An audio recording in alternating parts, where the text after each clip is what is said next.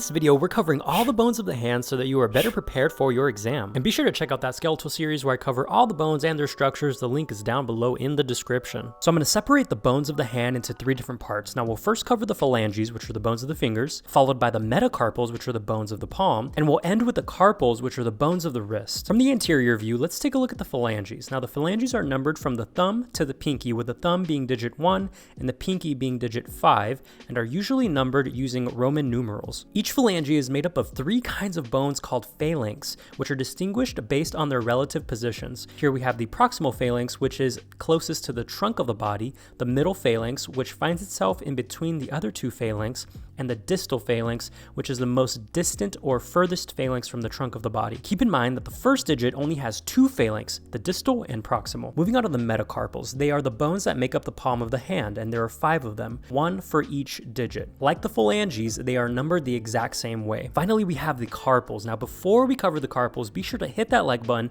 and hit that subscribe button if you want to see more educational content like this. Now, there are 8 carpals, and we're going to take a look at them from both the anterior and posterior view. First, let me point them out bluntly. So from the anterior view, we have the scaphoid, followed by the lunate, then the triquetrum, the pisiform, which sits on top of the triquetrum, the hamate, capitate, the trapezoid, and finally the trapezium.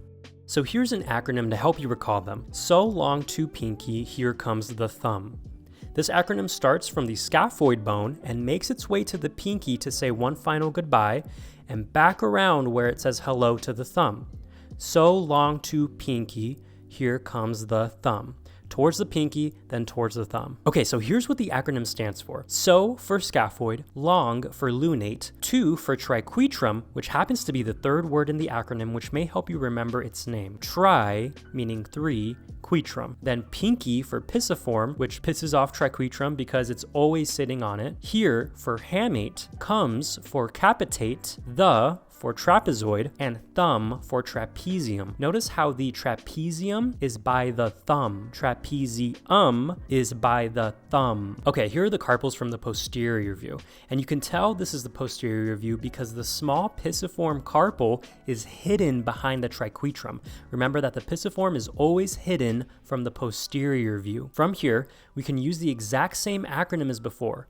So long to pinky, here comes the thumb. Remember to start by moving towards the pinky, then towards the thumb. Here we have the scaphoid, followed by lunate, triquetrum, and hiding behind triquetrum is the pisiform, hamate, capitate, trapezoid, and finally trapezium. Now that you know every single bone of the hand, you are now ready to watch the practice quiz video. You can click on it here on the upper right hand corner, and it comes with a free PDF document that has all the questions on there. Thank you so much for watching, liking, and subscribing. Continue studying, continue doing great things, guys, and I'll catch you on the next one.